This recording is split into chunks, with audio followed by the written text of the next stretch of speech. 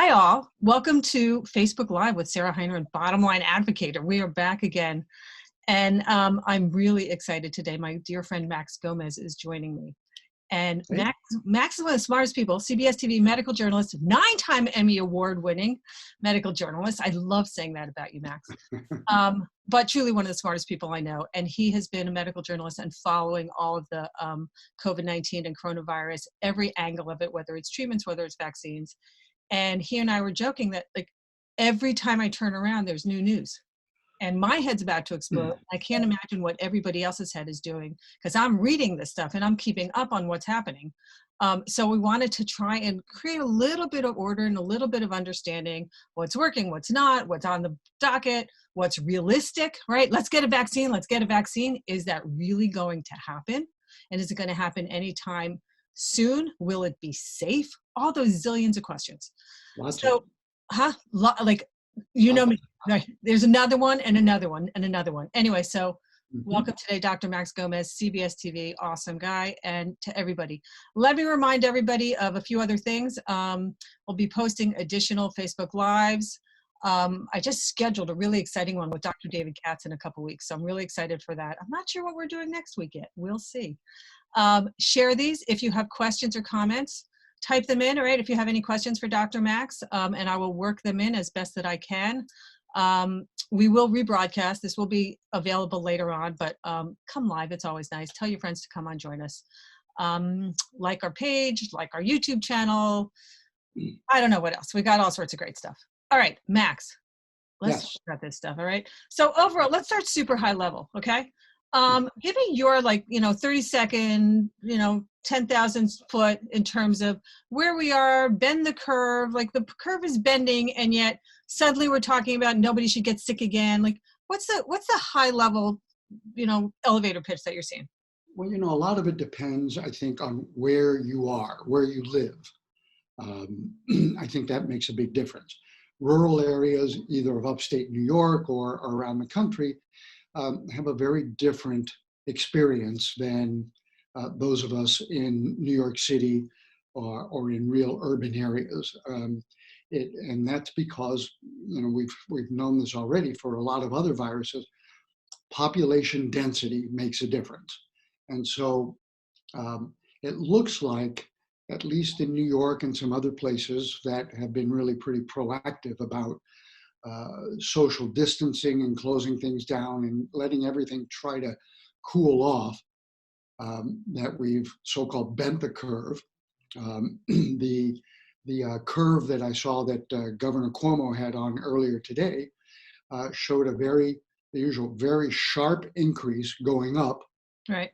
And it kind of plateaued for a few days, and now we've got this gradual tail.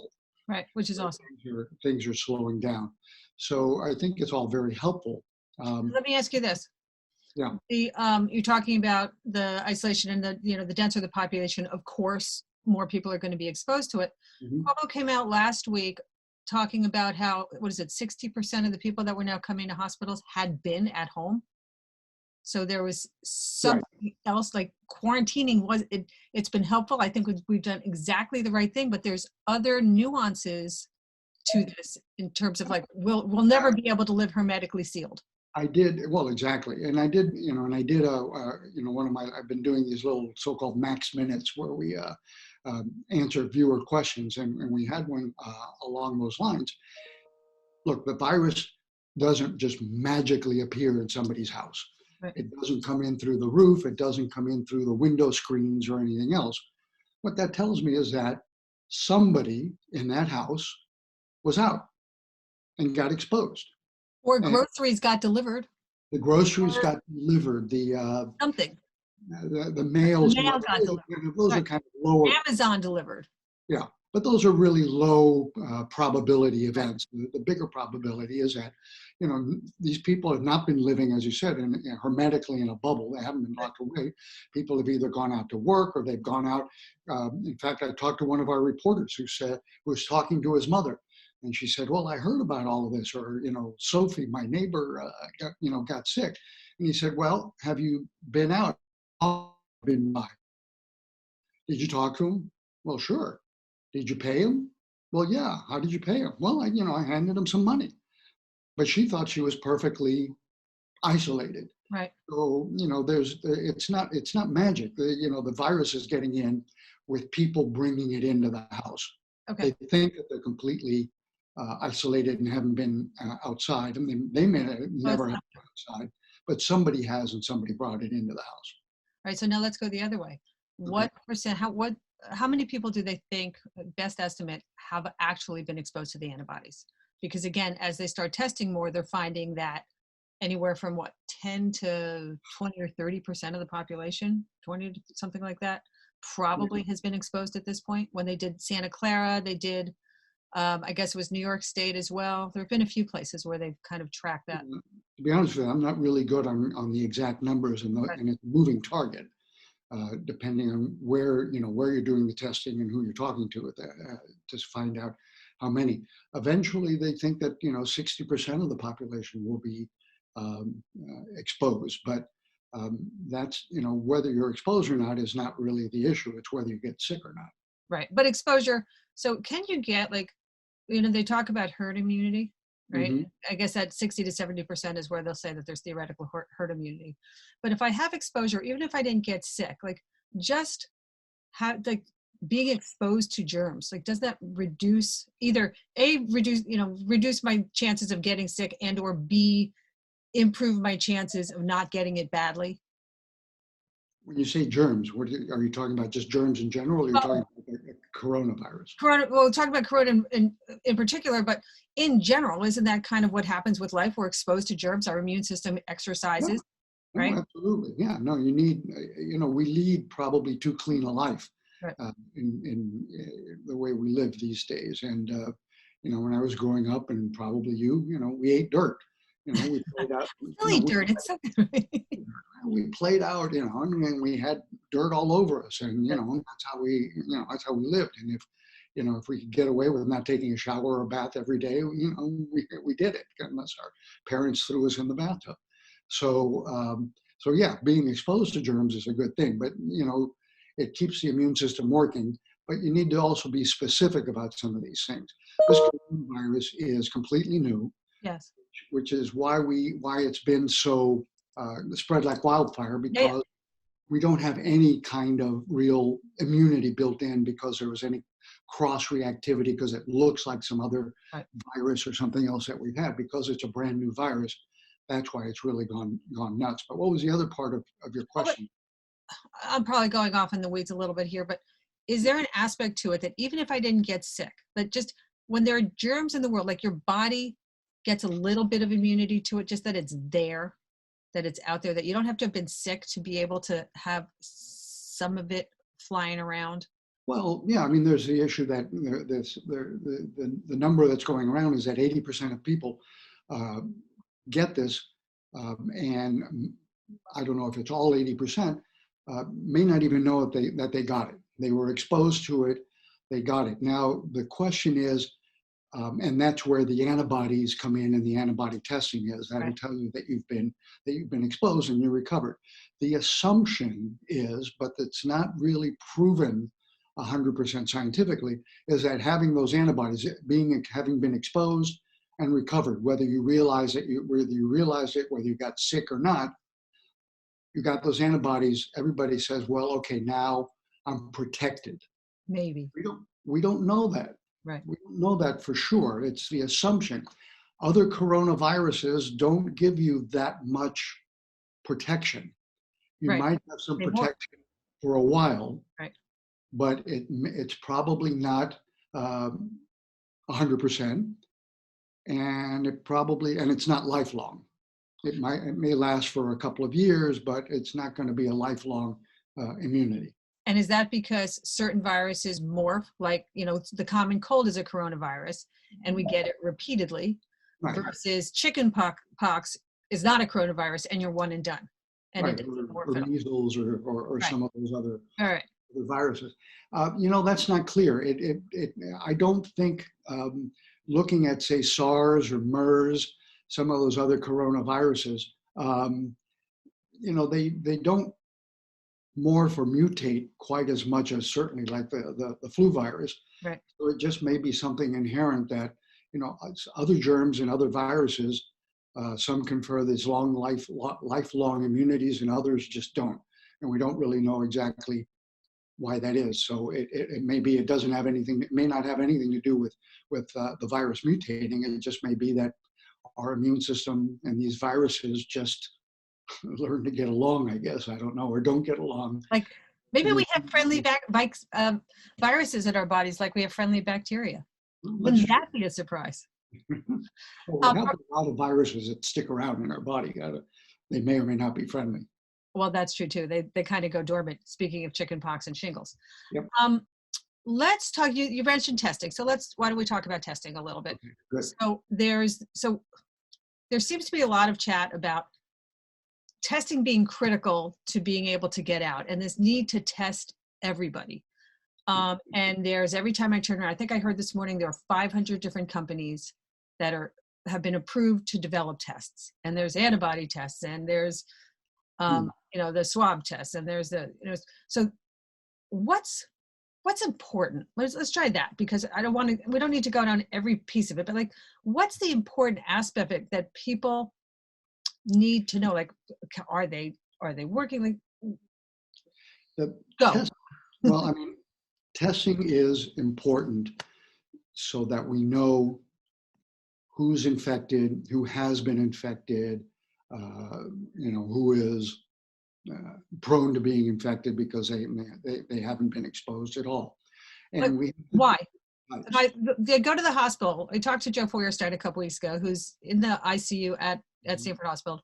He said they come to the hospital if they're sick enough. I mean, I guess they're testing. I don't remember if they're testing everyone or not. If they're sick enough, they stay and they treat them. If they're not sick enough, they go home and get told to drink water and rest. So you want to know if you had it, so that maybe it'll protect you, because we were just talking about you're not sure if you're fully protected or not. So in some ways I'm going to call, so what? And I don't mean it, because I know testing is important. Well, here's the thing. When the ER docs are saying, if you're not really that sick, right, we'll send you home, right, that really has much more to do with, do we have enough capacity to bring everybody into the hospital? And they also don't necessarily to treat it, though. I mean, they were saying, like, if you have a mild case of it, it wasn't like they don't have a treatment at this point in time. Yeah, exactly. I mean, there's some things that are in the works, but also what's going on is that what we have to be careful about is because there are a fair number of cases also where people have the virus, they're somewhat sick, they're not so sick that they require hospitalization, and then they get sent home and they get hit by the second wave that seems to happen to people, right, where the virus, you're sick for a while, you right, seem to get better, you're okay, right, and then suddenly it comes back gangbusters and you get sick and die in a very short period of time. Right. So the sending them home because you're not sick enough is, you don't want to be in the hospital anyway if you don't really have to be. Right. A lot of that has. Most people, as you said, don't get it that badly. A lot of that has to do with, oh my, hang on. Okay. Do you have an emergency? I guarantee that somebody is going to try to call you when you're in the middle of doing something else. The great thing about Facebook Live is that we're also human in the middle of it. And you have to go on air later. So, I got you to sneak this in before you're on TV. So anyway, the testing tells you kind of where you are and whether or not your illness is a flu virus or a bad cold or something else that's causing a fever or aches and pains or some sort of pneumonia and so forth. Mm-hmm.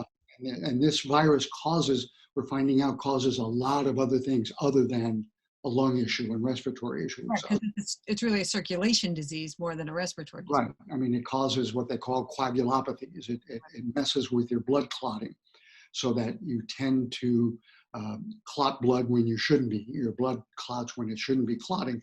And that's what's leading to some of the strokes, heart attacks, microinfarcts. That's why people are saying at autopsy, they're finding damage to the liver, to kidneys and other organs. And that comes because they probably had little micro blood clots in there. So right, the virus, as it turns out, is causing all sorts of other problems other than the lung problem. But that's what you want to find out is, If it's not corona, then let's figure out what it is and what else is going on. If it is, we're starting to get a handle on what we need to do. Not a great one, because this is battlefield medicine. We're learning as we go along.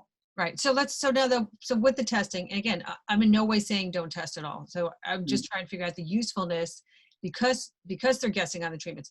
Now, also, how accurate are they, Max? You know, there was a lot of talk about false negatives. I don't know if there's as many false positives as false negatives. Probably, and that's where the FDA, under the circumstances now, they're probably approving tests under what they call emergency utilization, right? That they probably under other circumstances wouldn't be approving, but they've got to be at least in the high 80s. They really want you. I love this. How can it be that is actually calling here in the middle of this? Hello. Good. I have to call you back. I'm live on Facebook right now. So a bunch of people hanging on your every word about whether or not corona tests are working. All right, we're 2 for 2 so far. You're very popular. I said you're very important. Important and popular are two different things. Oh, well, okay. So now where was I? So we were talking about the tests and the accuracies and the chances of false negatives on it, and in fact, false positives as well. We want these things to be in the 90% plus range. But there's such a wide variety of these things that we don't have a good handle on what they are. So a positive test is probably real, is more likely to be real. Right. Negative test, it depends. If you're still symptomatic, you want to be retested, fairly in fairly short order. How about the IgG tests, like the later on, whether or not you'd had it? Are there false negatives going on that as well? Well, let's go back to, there are different kinds of tests. The original, the nasal swab test that everybody was originally talking about looks at the genetics of the virus itself. That one is difficult to do in a sense. It's expensive. It's also prone to some contamination, because what you're doing is taking the genetics of just a handful of these little viruses that might be in there and putting them in a system that multiplies it millions of times. And so it doesn't take much to contaminate that. But anyway, that one is fairly accurate, but it's expensive and takes time to get the results back. Right. Then there's another one now called the Antigen Test that was just recently. That also looks directly at the virus. There are some other direct. And that's for if you're sick right now. That's on the spot. You've got symptoms. How do we treat it? Is it this or something else? You've got the virus right now, and so you could be shedding virus, you're infectious, you're likely to be or be getting sick. Then the antibody test is you're looking for, your body makes antibodies in response to an infection, whether it's a bacteria or a virus or some other invader, right? There are different antibodies. The ones called IgM tell you that you probably have an ongoing infection right now. Those are kind of short-lived. They go up, boom, and I got IgM, yeah. But IgG says you've been exposed and you had this virus at some point. If you're feeling fine, you've recovered. This is the same test essentially, and the same antibodies. They've been around forever. Not the same antibodies, the same antibody test. Been around forever. HIV testing was that. Right. Testing for HIV. That's what they all are. I mean, chickenpox. I keep bringing up chickenpox, Epstein-Barr. It's all the same. They're looking for those antibodies. Now, a couple of things about those. One is it takes, from previous other studies looking at other coronaviruses, it probably takes about a month before you really develop enough antibodies there, IgG antibodies, to be detectable. Mm-hmm. Okay, so it's not like, I got infected and tomorrow I can be tested and see if my antibodies are up. Right. That's number one. Number two is those antibodies may not be protective. They may not be what are called neutralizing antibodies. Just because you make antibodies doesn't mean that you're protected. HIV, people who are infected with HIV, with the AIDS virus, they make plenty of antibodies, but they're still sick. and they still have AIDS, or they still can get AIDS if they're not taking all of It's that. antibodies, but in that case, it's the antibodies are to that virus. It's not to other stuff, right? Right. So Yeah. HIV, it suppresses their immune system. They're now vulnerable to other things, but the virus, Oh, sure. Yeah. There's it's not like still, they're getting the virus again. They got it. but not because of the antibodies. It has nothing to do with it. Right. No, I understand that. Right. But like, so Just you the fact that you have antibodies, people are saying, "Oh, I've got the antibodies. I'm protected." Not necessarily. There but are a that's lot because of we don't know. diseases. Is that because we don't know that this virus is going to morph or not? No. It's just no. Again, well, you can have and never be exposed to more than one strain of HIV. You have antibodies, Right. but those antibodies aren't protecting you against the virus. Right. So at this point, so the core issue then is that we don't know at this moment in time if coronavirus is a single strain virus or if it's a multi-strain virus, or like if there are multiple strains of it, or if it's going to morph. So Yeah, it might, but again, that doesn't make any difference in terms of whether the antibodies are protective or not. so you can have antibodies that just don't protect you. Exactly. What if I That's could? what I'm saying. In HIV, Right. you have one strain of HIV, and they're not protecting you. Because they're People, okay. people with AIDS make plenty of antibodies, and they may have only been exposed to one strain of that, but the antibodies aren't protective. And Okay, that virus, the main part of the immune system that really protects you against viruses are your T cells. right. Those are different than the cells that make the antibodies. Right. That's your frontline defense. Yeah, I mean, so you've got antibody, you've got cells, B cells that make antibodies, and you've got T cells Right. that are actually the killer cells that go after Yeah. the virus or the virus infected cells. Right. So the antibody test will tell you that you've been infected, and so the assumption now is that you can go out because you will likely be protected. Probably, but we don't know that 100%. Well, and I'm going to jump to a treatment issue, and then I'll come back to this in a second. Okay. But they're doing this plasma treatment where they're taking blood plasma from people that have been sick, injecting it to people that are very sick. Right. Supposedly, it's helping them. Right. And so that's one piece of evidence that suggests that in fact these antibodies are protective. Right. Will give you some immunity, at least for a while. So that's one piece of evidence for that. However, in South Korea and in China, there have been reports of people who got infected, confirmed infection with coronavirus, got reinfected. Later, from the blood donation? No, not from now. Having nothing to do with the blood donation. They just got it again. I got the coronavirus and I recovered. Right. I've got antibodies, right? Now, a week later, a month later, or whatever, I got reinfected with the coronavirus. Okay. So that suggests that those antibodies that you made didn't protect you. Or did it never go away? Did you just not know? Or that's a possibility. Depending on the state of your body. Different strain that came along. Yeah, there's a couple. Or your immune system didn't kick it fully. Yeah. So, I mean, that's what I'm getting at is we're still learning a lot about this. So we don't know 100% about any of this stuff, really. Let me ask you one last question on test. And I've got a bunch of questions coming in here, and I've got, what's our hard stop, Max? Because everyone's got a lot of questions coming on. Okay. So on the testing, let me go back to, and I don't know if you can answer this. Okay. Some of the tests, there are, again, all these different test companies. Some, I call it, are more reliable than others, but you don't, like, is there any way for someone who wants a test to choose the test that they get? Like, if I know, I'm making this up, but I know Abbott Labs is developing a test, I know Sanofi is developing a test, different type, like they're both antibody tests, but different whatevers. Yeah. I'm just using those names as examples of companies in the business. Can you request it? Like, is there any control the patient has as these are being developed that one of them is further along, or they've heard, that has been reported as more effective, so that you want this one versus that one?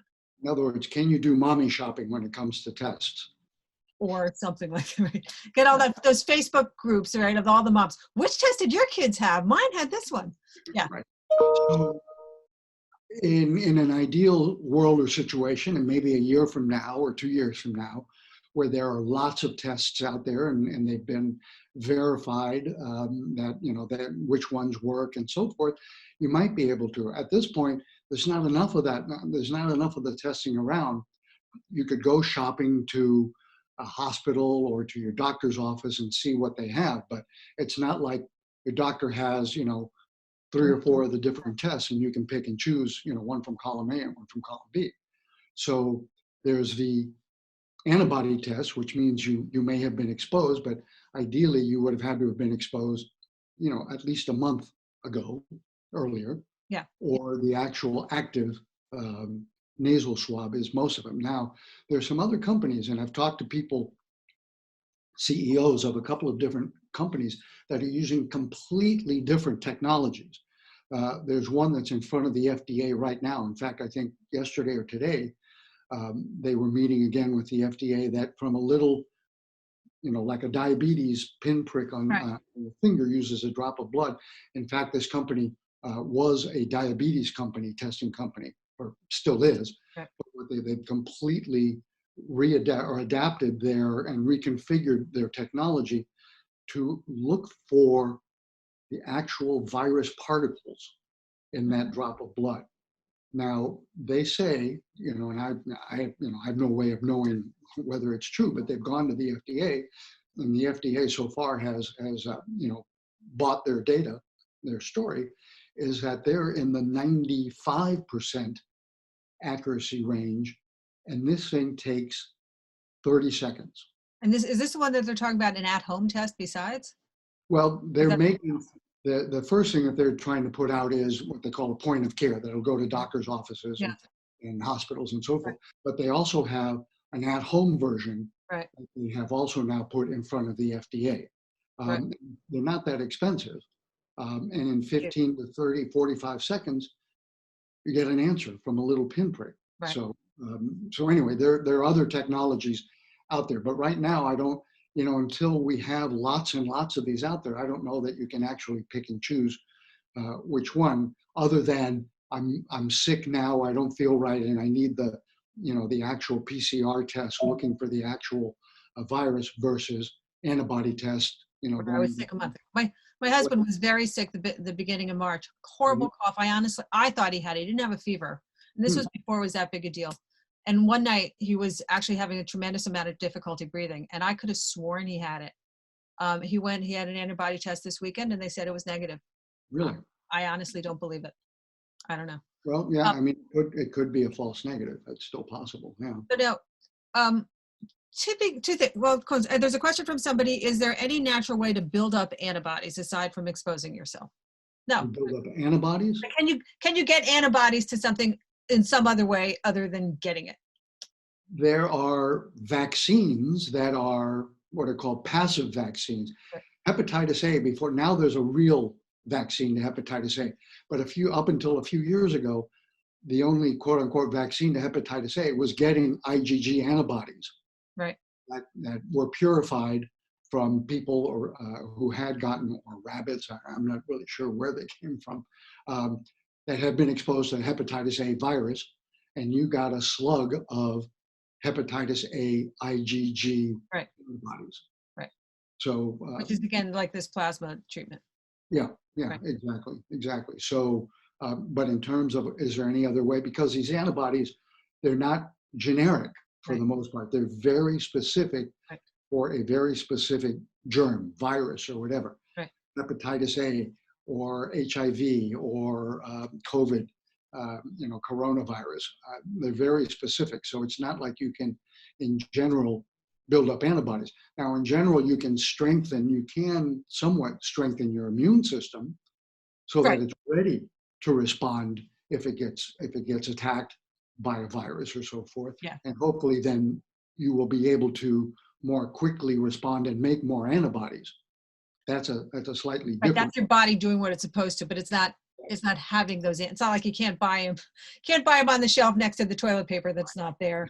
Have a drink of it, and then your prebiotics. The next thing they're going to be selling is drinkable COVID antibodies. So now, hold on, I cracked myself up. to be clear, because there's been a lot of argument about testing and whether we were slow on testing and why is it taking so long on testing. Based on what we're saying, let's be clear, this is hard stuff. That, right? So that it is right. hard. It is hard stuff, but it's hard stuff that a lot of other people in countries managed to do way before we did. Are we sure theirs are accurate and working better? South Korea, I think, reported, I don't know, 10 cases, 10 deaths, or 10, maybe it's even 10 cases. They were right on it immediately. Now they also did contact tracing, which is a whole different right. part of the control, but they controlled theirs immediately. Yeah, no, that we do know and believe that those other tests were accurate. China immediately released by early January, the first week or so, released the genome, the sequenced genome of the coronavirus. And that is the basis of all of these nasal swab tests, right? And the problem was apparently we had bad reagents. We needed, instead of being able to piggyback on other people's tests that were being developed, the CDC and so forth insisted on developing their own. I don't remember the details exactly, but they didn't do a great job. They didn't have the right reagents and so forth. So yeah, we were slow in getting off the mark on that, as opposed to and compared to some other countries. Why and how it happened and who's to blame, that's above my pay grade. I'm not in finger pointing, and the levels of bureaucracy and the rules and the protection. They've broken down a bunch of rules. They're rushing with the vaccine. We'll talk about the treatments. It takes years to thoroughly test this stuff, and to be sure for safety reasons and for testing well. Like, you want it to be accurate. So we've got so much built into our system for safety and protection that now to break down those rules so that we can rush stuff to market. It's like you're damned if you do and you're damned if you don't.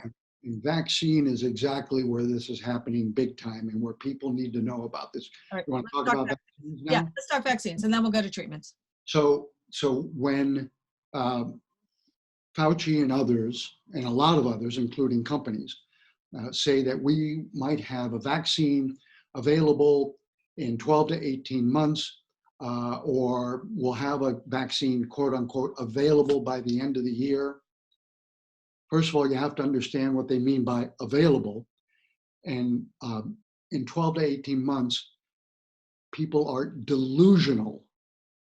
They are delusional if they think that we will have a vaccine in 12 to 18 months under the way vaccines are normally tested for safety and efficacy. It ain't happening. And why is that? All you want on that. Right. And here's why. Phase 1 in a vaccine, there are now 100 or more so-called candidate vaccines out there, right? Maybe a dozen at most, I think, are actually in what are human trials. Safety trials. Phase 1, you give it to somebody and make sure they don't drop dead on you, or it doesn't, something bad doesn't your arm happen. Doesn't fall off, right? Right. So that's phase 1. In phase 2, you now escalate the doses. You think that it appears to be safe. You've got more volunteers. It's a bigger trial, and you now start to look for, does this in fact generate an immune response? Do you make antibodies? Do you make killer T cells that are going to go after the virus? And you evaluate that in the person, or you take their blood, you see how fast and how high their immune response goes, depending on the doses and so forth, right? And again, and they also have to do it, there's so many population nuances. Men versus women, different age groups, other comorbidities. At this point, they're not getting too far down that road. So basically, they're healthy humans at this moment. Right. It looks like they're all healthy humans is what we're going to do. I mean, purely healthy humans. It's not like they've got a laundry list of other medications or conditions that they've got. No. Right. Because that's going to complicate everything. Right. So assuming all of that goes according to plan, it looks like they're safe, and it looks like you've generated an immune response, right? Now you go to phase 3. That is the part that you can't accelerate. Phase 1 and phase 2, they've already cut some corners and things and accelerated it to get it to where we are now much more quickly than normally happens, right? Phase 3, here's what you have to do with phase 3. You have to give the vaccine to tens of thousands of people. The HPV vaccine was given to 30,000 people. One of the other pediatric respiratory ones went to 40,000 people. They go usually between 30 to 40 to 50, 60,000 people, healthy volunteers that you give it to, right? Right. And then you have to wait. These things normally take 3, 4, sometimes a decade. You have to wait and see what the natural rate of infection is in this vaccinated group versus a controlled unvaccinated group. 30,000 people who didn't get the vaccine, who are matched for age, gender, underlying conditions, on and on and on, right? So you can't accelerate that ethically, except now it is being considered that we will now, it is actually being seriously proposed, and this is the only way that it will get a vaccine within, some period, a short period of time. What is now being proposed is to take a group of healthy volunteers, give them the vaccine, and then deliberately try to infect them. Go expose them in a petri dish. Expose them to the coronavirus. Ethically, that's never been done. And go get 30,000 people to volunteer that. Well, in this case, you wouldn't need 30,000. You need the 30,000 because you have to have a huge population to compare back and forth. Here, you could do it with a much, much smaller group. And obviously, you could do it in a very short period of time. I'm going to give you the vaccine. I'm going to wait a few weeks or a month or two. Then I'm going to try to give you the coronavirus. And let's see what happens. Do you get sick? Do you die? What's going on?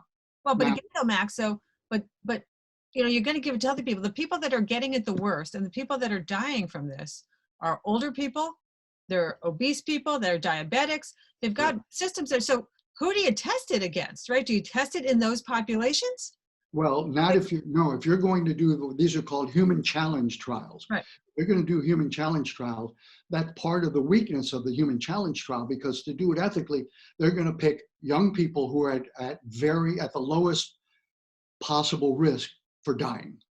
So they're going to be 21 to 30, say, somewhere around there, healthy, and a few other things that, they'll be tested and looked at to make sure they don't have other underlying things, lung problems, diabetics, they're not obese and so forth, have normal blood pressure and so forth. So they're looking for these healthy young volunteers.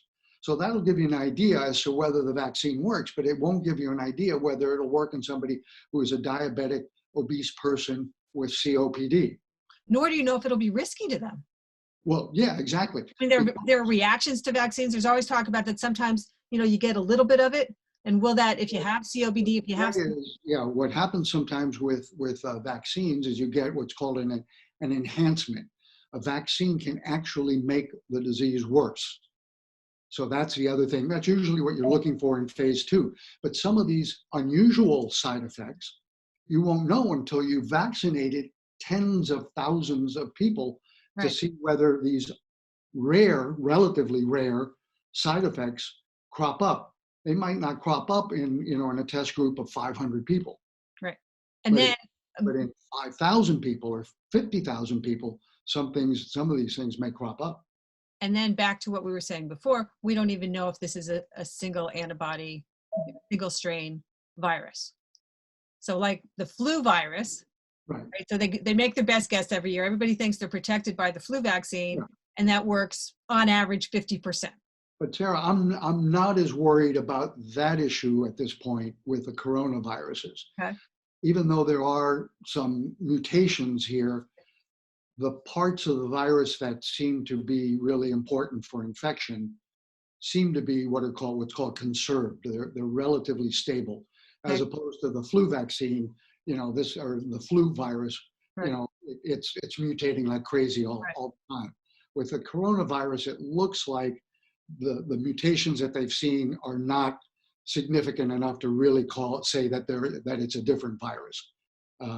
So the vaccine may be okay for a while, but again, in either SARS or MERS, one of the other coronaviruses, your antibodies and the protection from it seem to wane significantly over a period of just a few years. So it may not be that it's a different strain, it just may be that your body just forgets about it after a while.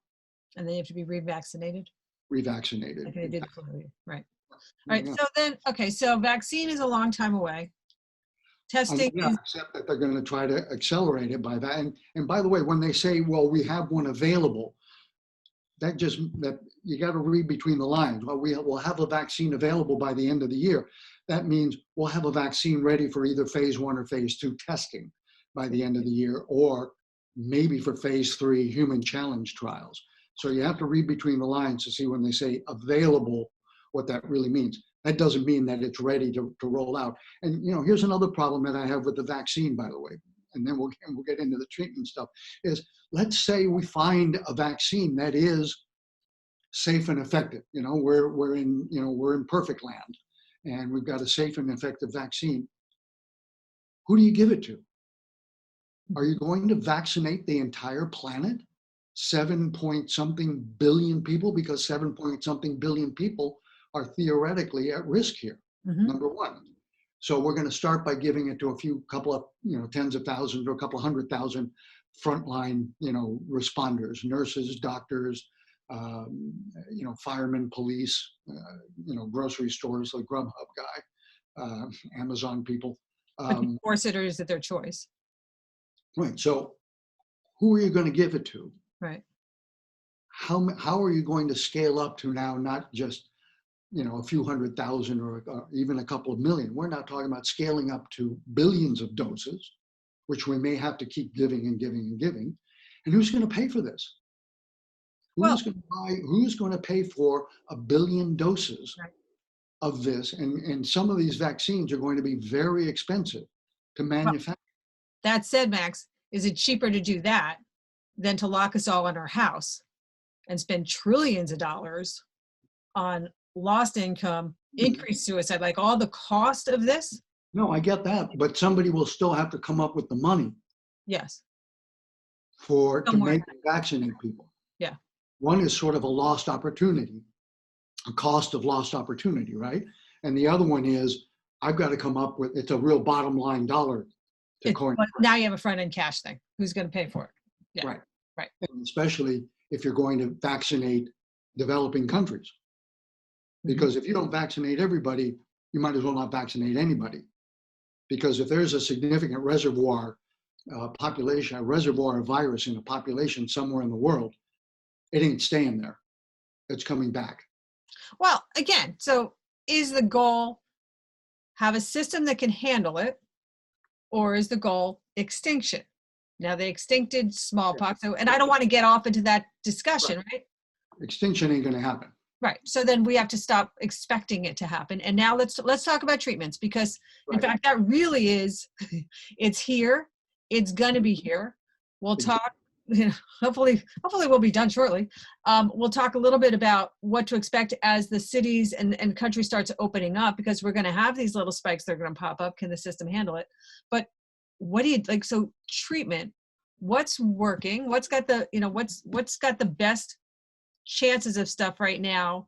Because to me, if we got treatments, which it doesn't cure it, but it helps people from dying of it. This is exactly where I want to go. Right. This is a point, and I've talked to now a number of people who say we're putting our effort and money into a vaccine thinking that is what's going to solve all our problems here. But the fact is that probably 90%, but certainly more than 80% of people who get the coronavirus, right, recover without any real significant, they may feel really crappy for a while, but they recover, they don't die. They hopefully won't suffer any real permanent lung or organ damage, but let's say 80-90% get it and they recover, right? So are we smart enough to be spending hundreds of millions or actually billions of dollars working on a vaccine for the 10 or 15% who might actually get sick and really need it? Or should we focus our research on finding an effective treatment that is really a more targeted treatment for just the people Right. who really need it, Well, i.e. the people who are actually getting sick, right? yes. Right. And so Because that's where we really, I think, it makes more sense. You know, we're in this stage where, oh my God, I'm just waiting for the vaccine, and that's what's going to, you know, the right. clouds will part and everything will be wonderful again. Yes. But it's not realistic, and it's Right. certainly not realistic in the short run. Right. Well, yes. Long run, who knows? So should we be focusing on treatments? All right. So what treatments are we going to talk about? So, all right. So what do we got? So there's so all right, let's talk about remdesivir. That seems to be the leader of the pack at the moment. Yeah, remdesivir is an antiviral that was originally developed to try to do something about Ebola. It wasn't very helpful or successful with Ebola, and it has. I got to tell you, I was somewhat surprised to hear Tony Fauci say that remdesivir is now should now be the standard of care. I think were his words, or something to that effect, because its effect is modest. And he even in his testimony before the Senate yesterday, he said as much as that, you know, look, remdesivir, you know, the effect there is kind of modest. It took people who normally took 15 days to get better from their coronavirus infection, and they got better in 11 days. And as far as I know, they have not been able to demonstrate any survival benefit. So has In other words, now it may turn out to be, as they keep giving it to people and they keep gathering more data, that people who get remdesivir do survive at a greater rate than people who don't. But that initial study did not find that there was a survival benefit. And who are at what stage are they giving this to people? I think they're pretty sick already, right? This is not a part of the problem also with testing, which is how drugs usually are tested, is that you give the drug to people who got, you know, a foot in the grave and the other on a banana peel, and then you look and hope that something is going to happen. Well, you know, if it has an effect there, then it's probably going to have an effect in a lot of other places. The fact is that it's likely, again, not unlike HIV/AIDS, that we will need a cocktail of various drugs together, and that we need to give it at a much earlier stage in the disease. If you wait until in HIV/AIDS, until somebody's T cell count, you know, you can count on the fingers of a couple of hands, you're not going to, the probability or likelihood of being able to pull them back from the ledge is vanishingly small. Right. The idea is you get them when, okay, we know you're infected, we know that your T cell count, maybe not even wait, as we know that you're infected, you don't even wait for the T cell count necessarily to go down. You give them this cocktail of drugs, and that maintains your T cell count, and you never get AIDS. You're infected, you have HIV, you have the virus, but you never get AIDS because the virus isn't multiplying like crazy and killing all killing your immune system. So it's likely that we need to do that in corona. Find something and give it at an earlier stage. Hydroxychloroquine. But before we go there, let me ask, before I do her, because I'm going to hydroxychloroquine. Real quick, remdesivir, because again, side effects of remdesivir? The main side effect from remdesivir, oh no, I'm talking about something else. I'm thinking about hydroxychloroquine. Well, I know that was a big thing about the electrical currents, the AFib and stuff like that with hydroxychloroquine. So, but that people freaked out about side effects on that. So, how about remdesivir? As I recall, the remdesivir side effects seem to be, according to them, modest and manageable.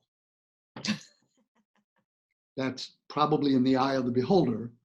But if like the long list on every drug commercial that I ever see, you might have a stroke, your eyes might fall out, your arms may fall off. Exactly. So, but if your choice is, I'm going to die, or I'm going to have some sort of a side effect, I'll risk the side effect. Right. But again, the benefit from remdesivir, is modest. The side effects may be modest, but so is the benefit. Right, at this point. Right. Yeah. Again, until they demonstrate Yeah. lack of change of mortality. All right, Right. let's talk about hydroxychloroquine. Survival benefit. Right. And I know there are several studies that have gone on, and it's hydroxychloroquine alone, which is Plaquenil, the antimalarial, Mhm. and then with the Z-Pak, azithromycin, and then now also with doxycycline instead, a different antibiotic. And zinc. Now, one of the original proponents of this said that zinc was an important component for these things to work As together. part of the hydroxychloroquine as well? Because I know zinc separately. Yeah. No, Okay. zinc as part of that protocol together may have some benefit. And again, the issue there is it's likely that you need, if it's going to have any effect, and it needs, what's happened with all of these studies that have come out is that they're all apples and oranges. They're being given to people who are intubated. They're giving people who are very sick and have pneumonia. There are people who most of them are in the hospital or in ICUs. And so, and they're giving hydroxychloroquine versus chloroquine. Chloroquine is known to have more side effects than hydroxychloroquine. Right. They're being given with or without azithromycin Right. or zinc or so forth. So there are all these different combinations of things, and it's hard to know whether we just haven't been trying it in the right populations. So do we have any idea what's working best at this point in time? Because there have been anecdotal stories about people who were given hydroxychloroquine. There was the And I know several woman from Michigan, the state senator, whatever she was. Yeah.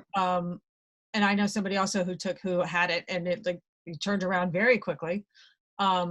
So what's working the best? And again, I think that now they're talking about doing that at earlier stages of symptoms than at late stage. If it's going to work at all, it looks like you've got same thing. It's the same thing with Tamiflu. Remember, Tamiflu is the antiviral for influenza. You've got it reduces the length for a couple of days. Yeah, that's all. I know. I mean, antivirals have not been particularly effective. But if you're going to get those 2 days benefit out of Tamiflu, you got to take it almost right away. It's our first symptom. Right. As soon as you start showing symptoms within those first 48 hours, otherwise, don't bother with it. Some people as a prophylactic to prevent, if you've been, and you're at high risk for complications or whatever, and you've been exposed to the flu, you can take it as a prophylactic. Some people are talking about that with hydroxychloroquine as well. If it's going to work, it's likely that you need to take it very early at the earliest signs. And that's where you want to talk about oximeters at one point as well. Right. So are there any of the hydroxychloroquine studies that are showing, I'll call it, comparable promise to remdesivir? Because then there's the politics of one can make a whole lot of money and one doesn't cost a lot of money and has been manufactured for years and years and years. Exactly. So, the ones that have shown some sort of benefit, i.e. modest benefit even, have been kind of written off as anecdotal, not controlled studies, or haven't been not double-blinded, controlled, gold standard kinds of studies. They've been hard to do because if you've got somebody who's on their deathbed and, you say, well, do you want to be randomized into not getting a drug or getting something that might help you and probably doesn't have much in the way of side effects, which we should talk about? I'm not going to go for the randomization. So yeah, there have been enough anecdotal studies, and now there's one on Long Island, as a matter of fact, that's being done that's going to look at it at a much earlier stage in a controlled fashion as well. And a few other people are doing it, but there's enough anecdotal stuff there that probably indicates that there's some benefit. And the key is managing the potential serious side effect. The arrhythmia. Yeah, it's called a QT elongation in the in the little EKG. As part of that EKG tracing, if it gets a little longer, that's where you can get into some very serious trouble. The thing is with that, if you are monitoring that with an EKG while the patient is taking it, you're staying on top of it, not saying, here's your hydroxychloroquine, go home and call me in a week and let's see if you're feeling better. that's not a good way to administer this drug. Also, azithromycin also is known to have some of these same cardiac effects. So you want to be giving it in a manner where the person has their EKG being monitored, and it looks like it starts to show any lengthening of the QT interval, you stop. And then it's fine. And it should be fine. So then they've got Holter monitors. They have all these at-home heart machines. Yeah, there's a bunch of different things now that you can do, or you hospitalize them. Right, but if you don't want to put everyone in the hospital because you need to do it earlier on, theoretically, you could send them home with a Holter model, or frankly, there's an attachment to the phone, right? You stick your fingers on there. Yeah, there's a bunch of different things, and monitors that can actually send it out via your phone right away. Or an old-fashioned Holter monitor, it takes it and then you have to download it, and now you can have it so it'll immediately via your phone or whatever be sending it back, every hour, every 6 hours or whatever, back to a monitoring station that'll keep an eye on it for you. All right, so we've been talking for a very long time. Hmm? Oh, we've been talking for so long, and are you still good? Is everybody out there still good? Huh? I'm good. Okay, good, because I have a couple more things, and as long as anyone out there doesn't mind me still talking, because this is stay where. Talk about something for 1 second. I'm going to bring my oximeter. Okay. So you can. I want to talk about this. If anybody has questions, send them on in. And again, there are a couple questions that have come in that have been asking about, kind of the world. We talked a little bit. Someone asked about the virus remaining dormant in our bodies. I think we talked about that already. We're not sure. It's a novel virus. They just don't know yet how it's going to react. Whether it's going to, your antibodies will stay with you, whether or not it'll reactivate. They just don't know at this moment in time. Is there a way to safely live and work with the virus without shutting down our economy indefinitely? My hope is to get to a moment with Max to talk about the opening up of this economy, right. And how that'll work. I was kind of going through some questions because when I look down, I'm not really checking my Facebook. There you go. You just have had some questions coming in, and invite people to ask other questions. So you want to show about that, and then I want to talk about zinc. Good. So people talk about finding, we're talking about all of these things have to be started early, right? Whether it's hydroxychloroquine, remdesivir, or there are a bunch of other things.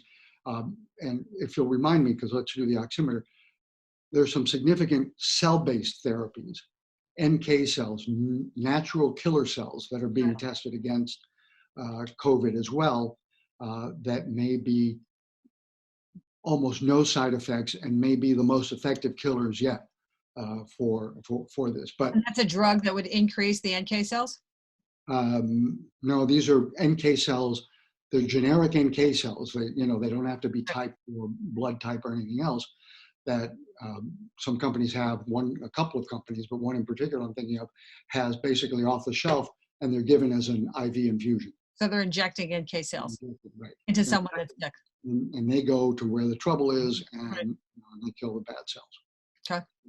So this they call this a pulse oximeter. I think you can, let's see if you can see it. The thing they stick on your finger at the hospital. Right, stick it on. This was invented by a Japanese doctor who just last week died. Not of COVID. It was in his 90s, I think. Right. It uses a couple of different wavelengths of light.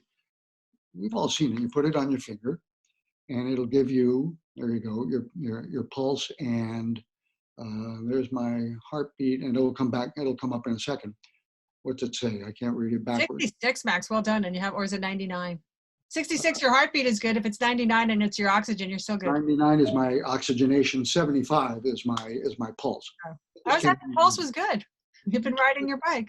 Okay, so here's the deal. If we're talking about finding these things early, turns out that your oxygenation level may be one of the earliest signs of a COVID infection. We're talking about taking people's temperature when they're coming into a building or something to tell. It's silly. It turns out very few, because now they have these sort of infrared scanners that even as you're walking in, Amazon is now deploying these. It'll take your temperature without even you knowing it as you're walking past an infrared scanner. But it turns out that probably the majority of people who get this infection don't even develop a fever. And I've heard of people taking Tylenol because they had to get to work. Right. And That's that- even worse. That's a yeah, different discussion. But that's you can game the system, and yes, a lot of people don't have a fever. so they don't have a fever, so that's not going to work. It turns out that a lot of people with COVID and COVID pneumonia get a blood oxygen level that is what normally would be considered lethal levels. Not below 90, not below 80, but sometimes in the 70s, 60s. I saw a picture of one young woman who was on her phone texting to her friends, and the monitor right above her had a blood oxygen level of 54. Wow. That's normally you're done. They'd be intubated. So it turns but people don't feel. They call it a silent hypoxia. You don't have enough oxygen, but something in the virus, and it's a combination of a couple of different things, short circuits that sensation that makes you hungry for oxygen and for air, right? So it turns out that one of the earliest ways to figure this out is just check your blood oxygen level. Check it every day. I mean, you saw it took 30 seconds. I can do it anytime. These things, they may be sold out at the pharmacy, but you can get them, online easily enough. They're not cheap. They're like $40, $50, somewhere around there. But that may be one of the earliest signs as a pulse oximeter. Will it be transient? Meaning, So will your blood oxygen drop temporarily, like every so often your heart rate spike, right? Will your blood oxygen be transient? Will it drop and come back, or will it stay low? So if I test it, and maybe like every so often my watch, my sports watch, suddenly I'm fine, I'm relaxed, and it says I have a heart rate of 112. Well, no, I don't. well, that's why you retest it. Right. If it stays down when you've tried it, every once in a while. Actually, I've never really gotten a really low one in here. But if you're getting below 95 or into the low 90s, right, when you want to start paying attention, and that's when you want to start retesting it. A few minutes later, an hour later, whatever. And if it stays down, then that's call. when they're calling the doctor. Yeah. Okay. Super interesting. Thank you. How about zinc? Let's talk about zinc, which has been so talked about because, from my understanding, it blocks the virus's ability to dig into the receptors. I thought I had it here in my little bag of things, but I didn't. But I have been taking zinc actually. Yeah. It has a couple of different ways apparently that it works, and I'm not.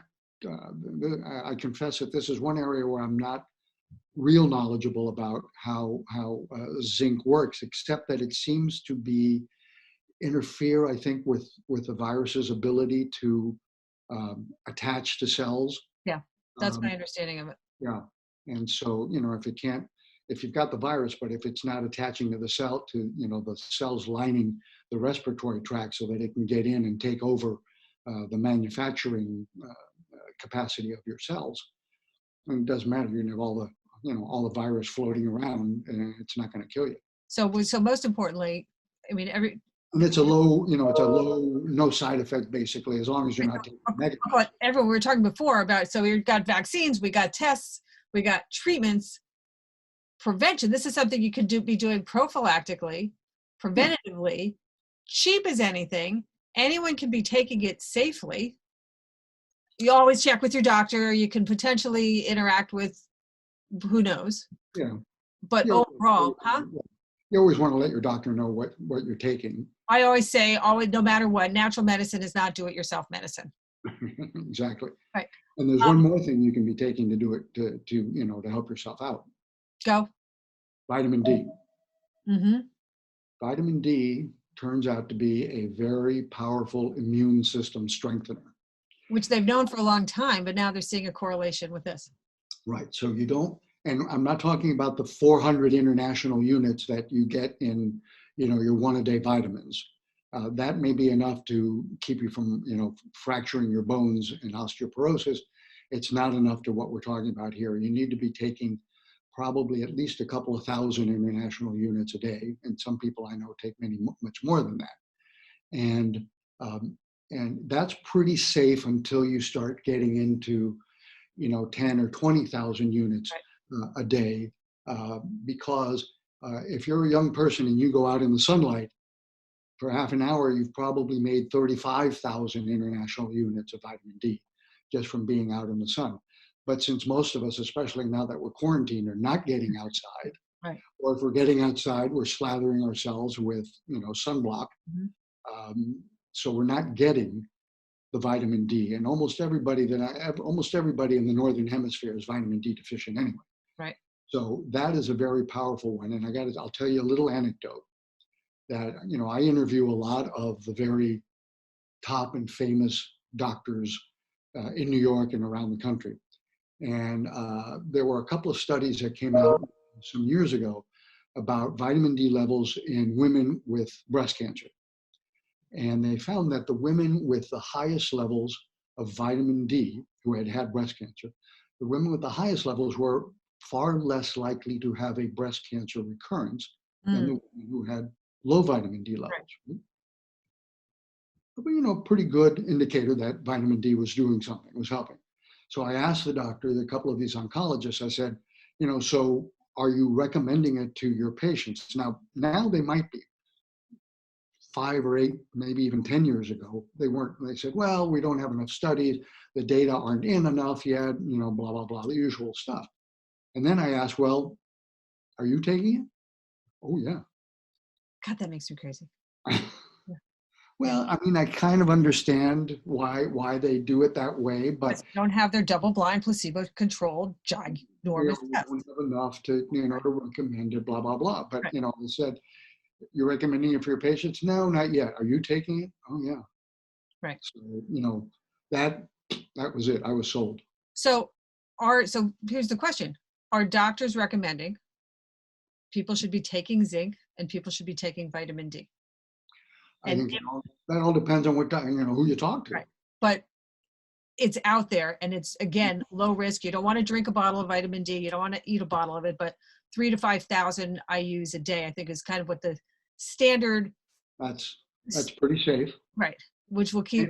And if you miss a day, it doesn't really matter because it's what's called fat soluble. Right. You store it anyway, so you're fine. And we're all getting fat anyway, sitting at home. So. Yeah, the zinc you do have to take every day because that just flushes out of your system. Well, and also people can get outside, as you said, in 35 minutes, you're getting quite a dose of it. But nonetheless, to take Although it. As you get older, you don't make as much vitamin D in response to the sun. But so it's these are tiny little capsules that you can take. Yeah, and talk about killer cells. We want to talk about killer cells. You want to talk about? I was just gonna because I've had you on for so long. States are reopening. Can the system handle it? Like everybody's got all this fear about the mini spikes. What's your crystal ball? It's good. People are going to get it again. Like how should people like think about life now? Max's philosophy on COVID. Yeah, I've never been asked. Seriously, because part of it is really, can the system handle these spikes? That we've been 2 months ago. We were flat-footed coming out the door, but now they've got their PPEs. They are understanding more how to treat people when they come in. They're. Let's talk about New York first, because that's really, I hate to use the term ground zero when we refer to New York, but this was the place where it really ravaged the system. And I don't think we're quite ready to quote unquote open up in New York yet. I think we need to really get it to where it's a little bit lower and manageable state. We have to rebuild our supplies of PPEs, of medications. We have to make sure, we also have to give ourselves a chance to consolidate the knowledge that we've been picking up from everything that's happened in this battlefield medicine time that we've been going through for the last 2 or 3 months, which when it comes to medicine, that's less than a blink of an eye. So, and that's why you've heard, and I've heard, and I get emails saying, we've tried bicarbonate of soda, we've tried asthma medicines, we've tried zinc, hydroxychloroquine, we've tried remdesivir, we've tried, oh God, I can't even think of all of the different things. Some of them a little crazy, but they, doctors have been throwing because we didn't have anything, literally the kitchen sink, Right. this disease, and hoping to see what sticks. So we need a little period of consolidation, for one thing, to sort of take a deep breath and evaluate what seems to have made a difference and what was just anecdotal. So that's one part of it. But they're understanding it though, Max. They're able to they're handling the people. There are hospital beds that are available. They got, right? Having the ventilators, knowing now that rushing people with a low blood oxygen onto a ventilator may not be the best thing in the world. That may actually be counterproductive. For some people, they still need it. But as I said, we have some people who have very low blood oxygen and they don't have that air hunger. So slapping a tube down their throat may not be the best idea. So we need a chance to figure out, and again, as I said, rebuild the stockpiles of PPEs and of medicines and beds and stockpiles of people who have been literally as if they were on the front lines in Vietnam doing battlefield trauma medicine now for the last couple of months. These people need a break. Yeah. You know, they just need a chance to like decompress. They've all got PTSD. Oh, sure. Right. I don't care what they say. They've all got PTSD. I think even normal people have PTSD from this. I think that the people are so fearful, and we've instilled such fear into people over this. Absolutely. So I don't think in New York, for example, we're quite there yet. In places where, you know, the curve has been really flat and very low for a while, but you can't, people have used the term, you can't flip a switch and say, okay, everything, you know, we're open and let's go back. You got to do it smart, stepwise. You figure what are the lower risk things that we can do to open it up? And then you stop and you pause. Right. Because you're not going to see immediately whether that was a good idea or a bad idea. No, because it takes 2 to 4 weeks for it to incubate. Exactly. It takes a while for that to show up, to find out whether that was a great idea or not a great idea. Are the people who went out to get haircuts, which I could use, you ought to see the curls back here. You know, was there a spike in those people who, you know, in COVID-19 in those people? So you do a few things, a few small things. You start out slow. Pause, evaluate what happened. Is there things that we should do a little differently? Can we manage it a little differently for our next step? And then let's take another step, and then another step. I agree. We've got to, you know, do something to get back to work. But you know, you got to do it. You got to do it smart. If we try to flip the switch and say, "Okay, guys, knock yourselves out, go for it," we're going to lose everything that we gained over the last 3 months, and we're going to go back. We're going to go backwards, and it'll be one step forward and 2 or 3 steps backwards, and that's not going to help anybody, and it's certainly not going to help the economy. Right, I got that. So one last, and let me just clarify. Someone was asking, it's a pulse oximeter, right? Is what you're talking about, the oxygen? Yeah. Pulse oximeter. Okay, I don't want to be, mine's lovely in pink. Yeah. You're a powerful man to man enough to have a pink. all sorts of different colors and things, and I got to tell you, this is one of the cheapest, easiest things that you can do to kind of keep an eye on yourself. Well, and again, I mean, from what you're saying and what I've read and what we've talked to other experts, the zinc and the vitamin D seem, again, so easy, so protective, and such a basic, simple, inexpensive thing to be able to. We sell it. We have a bottom line wellness store to make things easy. Zinc is so cheap, people, compared to a lot of other supplements. It's like $10 or $12. Yeah. It's not a lot of money. Yeah, and what was it? And there was one other quick thing. And so for now, still, if you're going out, wash your hands, wear the mask for now, gloves if you're going to be touching a lot of stuff in the grocery store where you don't know what people have been touching, that sort of a thing. You don't have to go nuts. Right. You know, my significant other here, you know, would hose me down with a steam gun if she had a choice. She'd wash bananas in Lysol after they were peeled if she had her way. So you don't have to go crazy, but 90% plus of what you're going of how you're going to catch this is breathing it in, getting it in your eyes, your nose, your mouth, Mm-hmm. from touching your face, and from breathing it in from some yahoo who coughed or sneezed near you. Right. So the mask is mostly to keep from getting other people sick, because you don't know if you're sick. You might be sick and infective, and and be spreading it. But it lets people know, hey, I'm taking this seriously, and you guys stay far enough away from me. And that really will minimize this. And this is what's been working. And again, people that are putting gloves on, they do you no good if you still touch yourself like you have your hands. Right. Yeah. If you're wearing gloves and then you go, let me rub I've got something in my eye, yeah, and that hasn't done you any good. If I've gone to the grocery store across the street, which I do like once every 2 weeks, is the only time I let myself out to do that. I come back from wearing the gloves. I wash the gloves first, right, and then take them off, and then wash my hands. Yes. And you're good. Gotcha. Someone was asking, do you have, this isn't your necessary bailiwick, but do you have a dose of zinc that people are generally taking?